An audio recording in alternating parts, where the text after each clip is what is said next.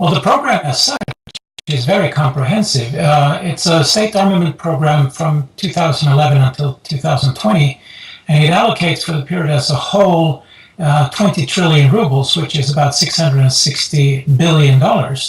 And the list of things they're going to buy with that money is quite comprehensive. It's about 1,000 helicopters, it's 600 combat aircraft, it's new ballistic submarines, new attack subs, and a lot more stuff. So it does look like something big is happening.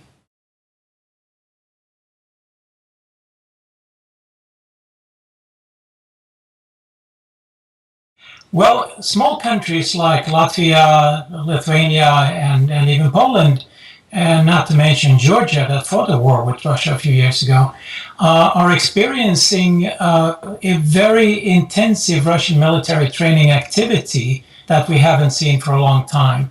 And these exercises are openly hostile in the sense that they practice assault, invasion, and occupation of the Baltic republics. And they practice attacks on Poland, and they include simulated nuclear strikes in these exercises. So countries that are neighbors that used to be parts of the Soviet realm, they do feel quite apprehensive about this.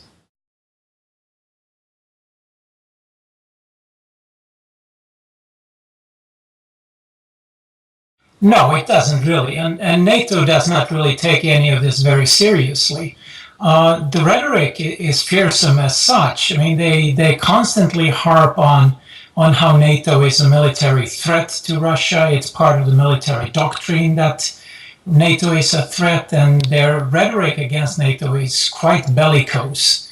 But if we look at what they're actually, I mean, they're starting from a very, very low level. The military industry was shattered during Yeltsin's time in the 1990s.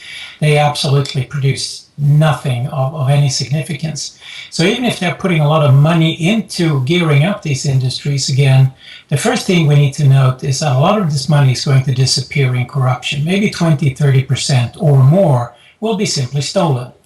What is left and does go into the military industries will produce weaponry that is mainly of 1980s and vintage, i.e. Soviet designs that will be repainted and upgraded slightly. But if you look at the long list of things they're going to buy and you think that much of this is sort of rehash from the Soviet days, and most of those designs weren't very good then either, then there isn't really that much grounds for worry about a fearsome Russian military. There are grounds to worry about the political implications of the stance that Russia is taking, but there is not really any solid military threat in there.